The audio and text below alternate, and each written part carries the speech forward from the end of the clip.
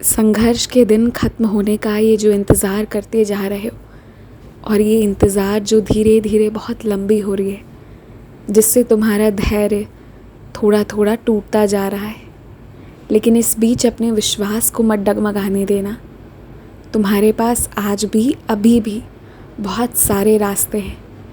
ये तो तुम्हारा बड़प्पन था कि तुमने कभी किसी का बुरा नहीं चाहा।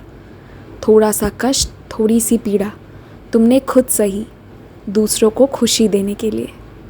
और ये सब बैठकर मैं यहाँ देख रहा हूँ।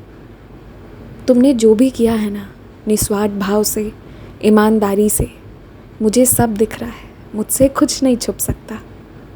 और तुम इंसान हो, कभी कभी तुम्हारे भाव में बदलाव आते हैं, कभी कभी मन में बुरे विचार भी आ जाते हैं, कभी कभी मन में थोड़ा सा लालच हो जाता है।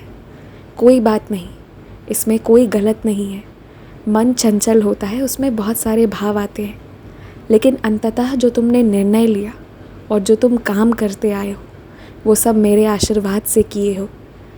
और अब घबराओ नहीं, इतने आगे आ गए हो कि अब बुरा समय तुम्हारा हाथ छोड़ रहा है, तो अब यहाँ आकर हारो मत।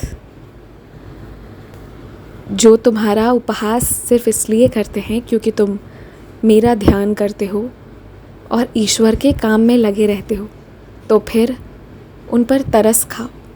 उनसे नाराज़ होकर या फिर उनकी बातों से आहत होकर अपना अच्छा काम करना कभी मत रोको। एक बात याद रखना, इसी साल तुम्हें तुम्हारी अच्छाई के बदले मैं बहुत अच्छा फल देने वाला हूँ।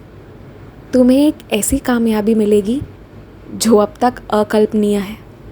मैं जानता हूँ कि कभी कभी मेरी बातें तुम्हें झूठी लगने लगती हैं क्योंकि तुम बहुत परेशान हो, लेकिन यकीन मानो, तुम्हें अब कुछ नहीं करना पड़ेगा। तुम्हारी परेशानी समाप्त हो रही है। लेकिन आज एक बात सीख कर ज़रूर जाओ